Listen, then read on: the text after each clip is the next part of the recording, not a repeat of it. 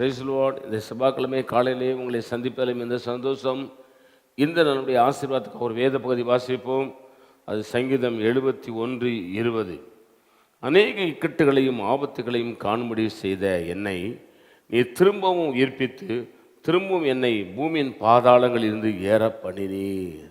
இந்த பூமியிலே நமக்கு அநேக இக்கட்டுகள், ஆபத்துகள் அதெல்லாம் பார்க்குறோம்.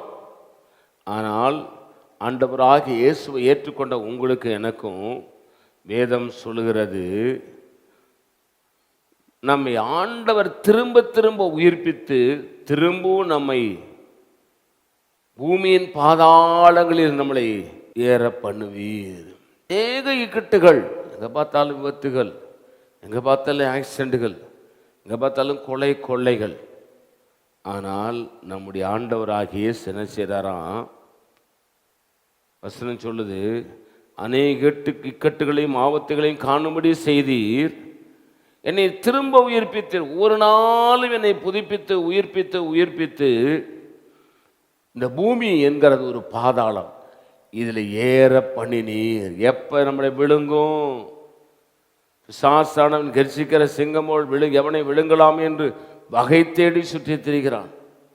உலகம் நம்மளை விழுங்க பார்க்குது, சாஸ் நம்மளை விழுங்க பார்க்கிறான், உலக மனிதர்கள் நம்மளை விழுங்க பார்க்கிறார்கள். ஆனால் அந்த பாதாளத்தில் இருந்து நம்மளை ஏறி வர பண்ணுகிறீர். அருமை தேவ பிள்ளைகளே, அநேக இக்கட்டுகள், கஷ்டங்கள், நெருக்கங்கள், துன்பங்கள் வரும். ஆனால் இயேசு அந்த இக்கட்டுகளில், நெருக்கங்களில், கஷ்டங்களின் நடுவில் இருப்பார். உங்களை இந்த பாதாள படுகொலியில் தூக்கி விடுவார். அந்த விபத்து, நாச மோசங்களுக்கு விலக்கி காத்து கொள்வார். பயப்படாதுருங்க. எப்பொழுதும் இயேசுவேன்னு கூப்பிடுங்க, ரட்சகரேன்னு கூப்பிடுங்க, இயேசுவே இறங்குன்னு சொல்லி கூப்பிடுங்க. வேற ஒன்றும் சொல்ல வேணாம், இயேசுவேன்னு கூப்பிட்டுட்டே இருங்க. அவர் உங்களை எல்லா இக்கட்டுக்கும் உபத்திரவங்களுக்கு நீங்களாக்கி உலகம் என்கிற பாதாள படுகொலியிலிருந்து உங்களை தூக்கி விடுவார். நான் ஜெபிக்கலாம். பரிசுத்த பிதாவே, நீர் எங்களோடு பேசின நல்ல வார்த்தைகளுக்காக ஸ்தோத்திரம். இந்த வார்த்தையின்படி ஆசீர்வதியும் இயேசு நாமத்தில் பிதாவே, ஆமேன்.